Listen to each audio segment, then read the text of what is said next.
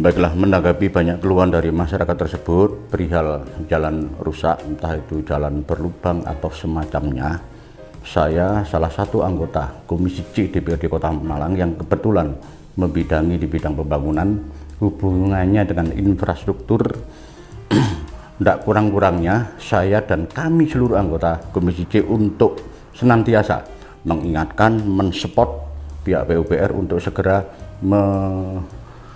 eksekusi mana-mana jalan berlubang yang perlu ditambal, karena banyak keluhan masyarakat yang sering terjadi akibat jalan berlubang, terutama malam hari, terutama di tempat titik lokasi yang penerangan PJU-nya minimalis, sering terjadi jatuh kecelakaan, entah itu jatuh ringan atau kecelakaan berat yang sampai dibawa ke rumah sakit. Sehingga bagaimanapun juga tetap, dan saya yakin dari pihak DPUPR juga sebenarnya sama-sama ingin untuk segera memfollow up perihal itu, karena secara teknis kami sadari bahwa pihak PUPR mungkin kalau mau menutup satu titik lubang di sini kan harus seiring dengan alurnya, di samping seiring juga dengan material, ketersediaan material, sehingga saat menutup jalan berlubang tersebut saya yakin sudah sesuai dengan apa, nah ya, etapenya biar lebih mudah, nggak bulet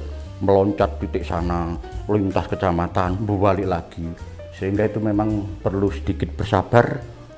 Tapi yang pasti kami dan tentunya lewat masukan dari masyarakat untuk senantiasa mengingatkan, dorong, mensupport pihak DPUPR untuk segera menutup atau menangani jalan berlubang tersebut. Karena kenapa kami support semacam itu, karena ada istilahnya dana ya tidak terduga, BTT itu yang bisa dimanfaatkan untuk mengantisipasi keadaan darurat, termasuk jalan berlubang, mungkin semoga nggak terjadi ya longsor atau semacamnya yang sifatnya bencana mendadak itu. Ya tentunya setidaknya supaya gerakan gercep laporan dari masyarakat ya disertai dengan data yang otentik, foto, lokasi, kalau bisa ditandai dulu dengan kapur atau apa itu ya, yang lubangnya itu tandai, mungkin bisa ada sedikit volume, kurang lebih lebar sekian, luas kedalamannya sekian, lokasi sekian, dan semacamnya, sehingga pihak PU juga enggak hanya sekedar meraba di mana itu lokasi, terus itu sampai seberapa besar atau ringan kondisi jalan berlubangnya, karena saya yakin seluruh OPD termasuk DPUPR dalam melaksanakan suatu program yang sifatnya itu spontanitas, tentunya tetap acuannya apa, skala prioritas, mana yang lebih potensi bahaya, termasuk hubungannya dengan tingkat kedalaman lubang tadi, atau mungkin jalan retak tingkat kertaan, kemiringan, atau kalau longsor tingkat bahaya longsornya itu ya.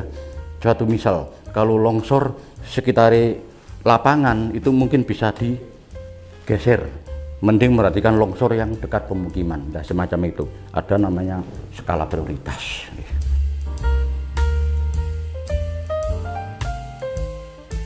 Iya bisa mengadukan, dan mengadukan bisa terjadi, mungkin masyarakat bisa lewat salah satu anggota dewan atau lewat tokoh masyarakat, atau ada suatu grup pengaduan yang mana di grup tersebut atensi dari pihak OPD terkait cepat memfollow up, sehingga dari beberapa cara pintu yang bisa dimasuki aduan tersebut, mana yang bisa segera di follow up nggak jadi soal, tapi yang penting ada koordinasi, jangan sampai wis dilaporno, wis di follow up, wis dilaporno berulang, karena miskoordinasi, yang penting itu.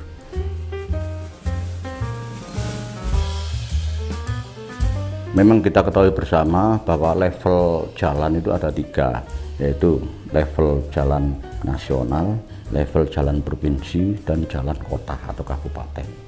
Kadangkala sedikit kendala kita adalah bila mana jalan yang berlubang ya, yang sering menciderai warga Kota Malang, ternyata itu miliknya nasional, milik pusat atau milik provinsi. Lah itu kadangkala ya masyarakat harus kita beri edukasi, perlu kita beri pemahaman bahwa kalau manakala ada jalan berlubang di luar ranah ya, ranah pemeliharaan dari DPUPR kota, yaitu memang nggak secepat kalau itu memang jalan kota. Sehingga kadangkala perlu namanya komunikasi, koordinasi dengan pihak instansi terkait, provinsi atau pusat. Ini sih perlu waktu, padahal masyarakat nuntuti kan cepat biar nggak kecelakaan yang berulang.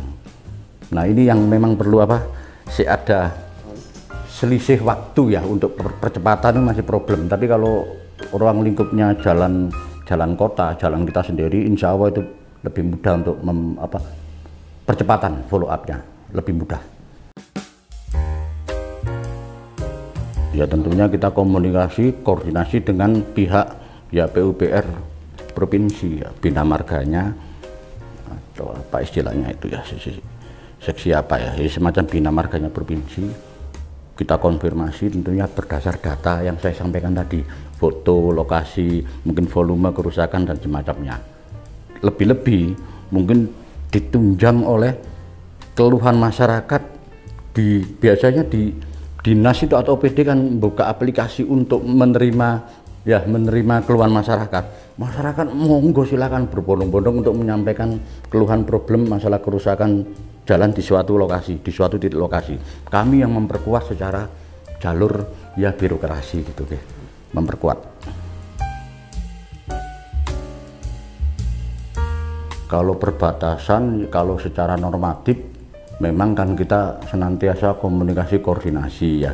Tapi kalau senyampang itu sifatnya ya nggak terlalu dalam hal potensi penganggaran yang gede, saya pikir demi keselamatan kalau perbatasan ya mungkin di harapan kami dan saran kami di follow up, kecuali volume gede ya harus aspal.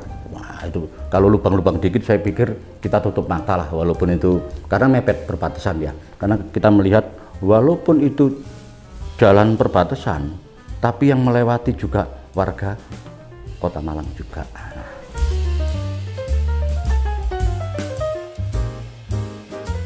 Kalau saya pantau atau kami pantau selama ini monitoring di lapangan, memang ego sektoral masih terjadi antara kabupaten, terutama kabupaten sama Malang ya. Suatu contoh, jalan tembusan dari Sulfat Jongge itu ya kita udah beresin, udah bagus, tapi ada 6-7 rumah yang merupakan atau di wilayah kabupaten yang mestinya mungkin bisa tanda kutip dieksekusi kabupaten, sampai sekarang belum. Sehingga ini trouble ya, mestinya jalan yang bisa lempeng tembus sampai menuju ke arah exit tol melewati velodrome itu trouble gara-gara ini. Karena apa? Salah satu halnya adalah masih ego sektoral. Nah ini yang perlu penyadaran dari beberapa pihak ya, di antara 2 atau 3 pemerintah daerah, entah Kota Malang, Kota Batu, mungkin terutama Kabupaten Malang. Ego sektoral masih menghinggapi di masing-masing ini ya. Ini nanti PR kita perlu diurai. Insya Allah mungkin kepoloi satu frekuensi mungkin lebih gampang ya. Satu frekuensi.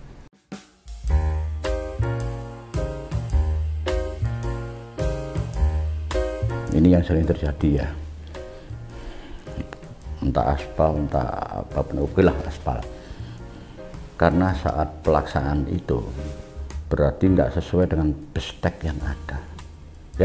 Ya, saya yakin itu ya jadi PR bagi kita semua, tidak di Kota Malang, kabupaten, bahkan rata-rata. Sehingga keluhan masyarakat, mana suatu jalur jalan yang baru diaspal 2-3 bulan, terutama air ya, lepas musim hujan mesti protol. Sehingga yaitu tadi, bisanya kami sebagai anggota dewan, karena kami bukan eksekutor, sehingga yaitu tadi gimana caranya menegur secara halus ya, ngilingno, mengingatkan agar program semacam itu, pengaspalan jalan dilaksanakan sesuai dengan besteknya ya, dari mutu ya, tepat mutu, tepat waktu, dan tentunya tepat volumenya juga, sehingga yang menjadi pemikiran atau konotasi negatif dari warga masyarakat lewat elemen atau komunitas atau LSM yang sering mengeluhkan semacam itu ya agak terkurangi lah. Habis hilang nggak mungkin, karena potensi siapapun itu manusia masih potensi X tadi, sehingga bisanya dari sisi pengawasan kami mengingatkan, kami support agar bisa ada koreksi lebih baik ke depannya.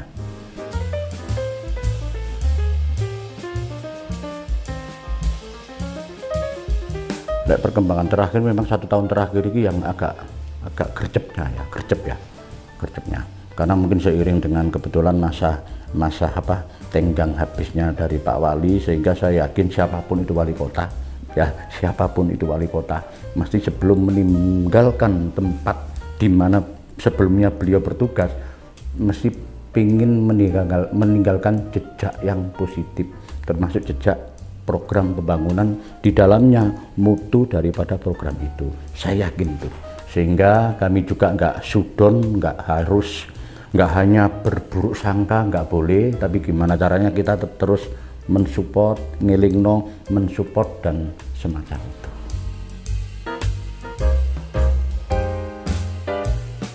Harapannya ya nggak boleh gampang berlubang, kembali pada mutu saat pelaksanaan itu tadi ya, pelaksanaan aspalisasi atau di hot mix atau apa ya, tentunya harapan kami mutunya lebih baik, lebih kuat, tepat mutu, sehingga kekuatannya juga lebih tahan lama, harapannya itu.